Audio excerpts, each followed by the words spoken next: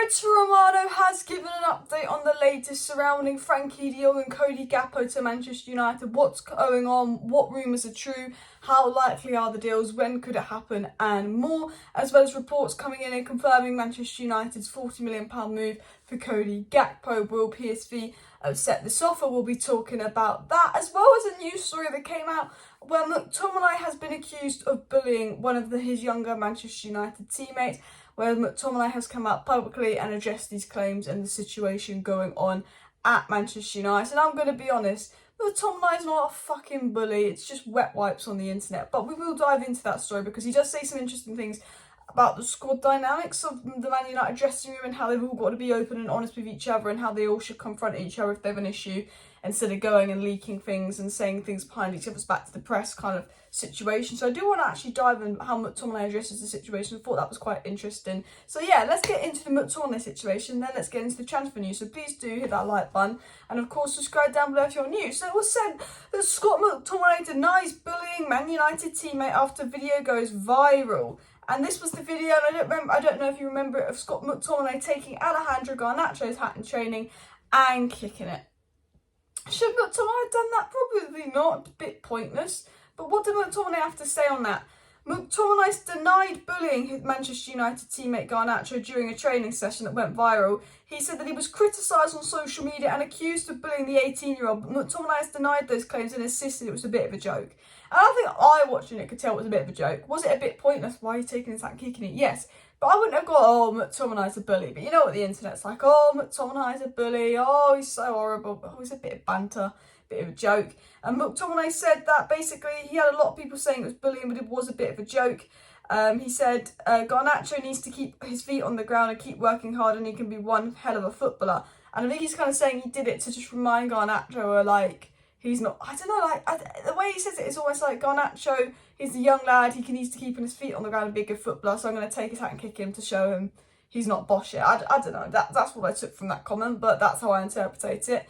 He also said that McTominay went on to say that he hoped any of his Man United teammates would tell him if they had a problem with him. McTominay then said, I think if my teammates had a problem with me, I'd like them to tell me. He said he did that to Garnacho to keep him on his feet. If he has a problem, he can come and tell me. He was accused of bullying, and he's just saying, if the player has a problem with me, come and tell me, rather than, you know, going to the media and accusing him of bullying. Obviously, Garnacho probably doesn't care. This is just internet idiots seeing a video and thinking McTominay's a bully, but you know how it goes as well. McTominay then added, I've never been interested in if things are going wrong, and I'm not saying I've had that here, but I have experienced it over time in football. When I was a kid, speaking behind people's back if you don't win, that's just a disaster. And this is an interesting comment he makes, and I don't know if this is relating to the Garnacho comment and Garnacho speaking behind his back, I don't know, but I almost see that as McTominay saying, you know, in his experience in football, when you didn't win and people were just speaking behind each other's back rather than coming up to each other, it was causing a problem.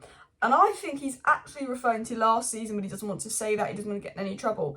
I think the last season when we were losing, there's probably people speaking behind McTominay's back going, oh, why is he and Fred playing each week?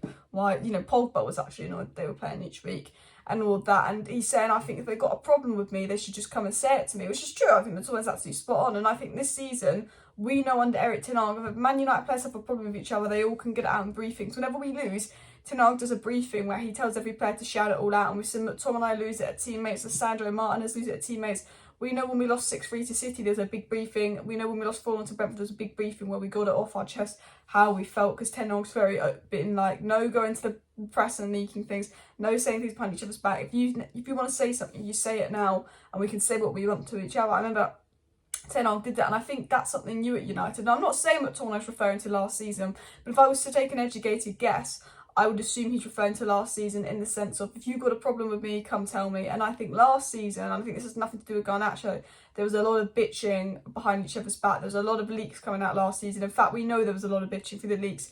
And I think this season it's about saying it to their face. And I think that McTominay's saying, you know, if he did have a problem with Garnacho, did feel like I was bullying him, he could come say it to my face. McTominay then said, you need players in a group that are straight talking, say things to people's faces, and if they like it, they like it. If they don't, they'll get over it next week. I feel like we have a really good group, especially with the lads who are playing each week. Again, McTominay reiterating the fact, you know, if you have a problem with me, come say it to my face. We need lads like that in the group. And you know what? I think McTominay's got the right mindset.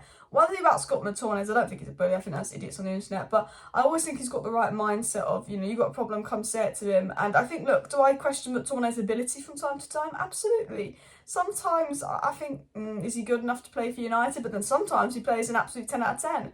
I think he's good enough to be a squad player. I think he needs to be more consistent. He's, for me, I would still get a Frenkie de Jong in. I mean, Casemiro, Frenkie de Jong, Bruno. McTominay's not getting close to that midfield, but he's a good squad player and he's got a good mentality and a good mindset, And I think one thing I'll never question about McTominay is his work rate and mindset as well. But I do want to dive into the transfer news section of the video, but let me know your thoughts on that, especially how he kind of dived into a tangent about how it's important to have the right players in the group and say things to people's faces, because I still think, he never obviously said he was talking about last season, but I think he was talking about last season in the leaks and how this season Ten Hag's changed it and they say everything. But let me know your thoughts, but I do want to dive into the Gakpo news. Got something in my eye out. So, regarding Cody Gakpo, Dean Jones Soccer said that Manchester United are set to make a 40 million bid for Gakpo in January, and United feel the deal is doable at that price. I think because of financial situations, PSV, if they don't get offers over 40 million, will have to sell for 40 million. I think they can more than likely accept a 40 million. I think they're holding on for 45, 50 million. I think they could happily accept 40 million, depending on if other teams are going to come in and pay more. I think Arsenal going for the Ukrainian winger, they want 100 million. Maybe Arsenal go and stop that and going for Gakpo.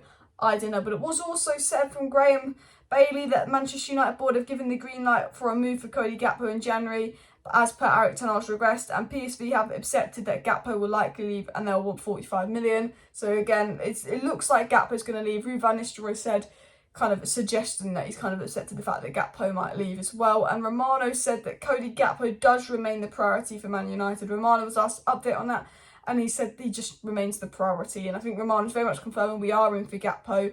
And what Romano did say is basically United are in for Gakpo, they want Gakpo, but it also depends on the price. Can they afford the price? Will PSV and Man United agree on a price? I think Gakpo would agree to come. We know United want the move. We know Gakpo want the move. It's about, can we agree a price? PSV need to sell them, but will they hold on for a little bit more money? Continue with the transfers. What's going on with the whole Frenkie de Jong saga? The saga 2.0. I think there could be a Frenkie de Jong saga in the summer. And to really summarise the news before I get into it, it's if Barcelona push de Jong out. I think that's how it will happen. If Barcelona's held de Jong, he needs to go again in the summer. I think he will come to United because there's obviously told United that if he had to leave Barca, he would choose them. He was obviously told he had to leave Barca, so he told Ten Hag he'd be willing to come to United, but then obviously managed to stay at Barca.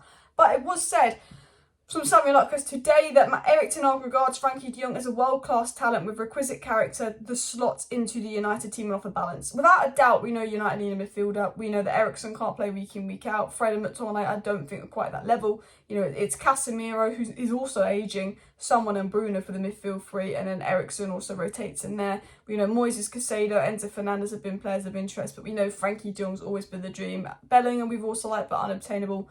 Kudus thinks are recent, but we all know Frenkie de Jong is the dream, and we all look at that midfield and go, Frenkie de Jong would be perfect. And it's very obvious Ten Hag wants de Jong, but it was said by Fabrizio Romano, and Fabrizio Romano, very honest, open update.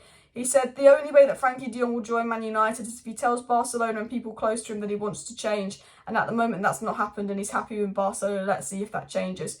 But, Ten Hag just said he's happy in Barcelona. If he wants to move, that's how it happens, because obviously United would want him. But it depends if de Jong wants to move. And I think the only way de Jong will want to move is if A, he's not getting game time, but he's starting to get a bit more, or B, he's just forced out again and he probably goes, no, they're treating me like shit. They've tried to force me out. They've leaked my contract. They've treated me like shit 2 summers.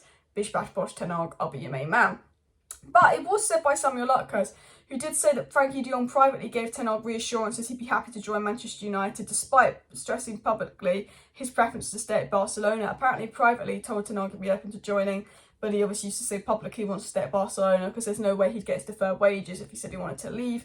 Now, I think the situation very much was de Jong thought he was going to be forced out and he was refusing to leave till he got his wages. And he told Ten Hag once he's forced out that he would like to go to Manchester United. He would say, I'll come to United once I'm forced out and wait for my wages. When he realised that there's a chance that he could stay at Barcelona, he then wanted to stay at Barcelona because that's his dream club, that's his boyhood club. But I think when he thought he had to leave, he said he would go to United. I think if he had to leave, I think United, Ten Hag would be his ideal situation, but we know he loves Barcelona. Guys, that is the news. Please do hit that like button. Please do subscribe down below. There might be a morning video out tomorrow morning if there's any news around 11 AM UK time. If not, I will be back around 6-7 p.m. UK time for a live stream to talk about all the general football news. So thank you for watching, see you next time, and bye.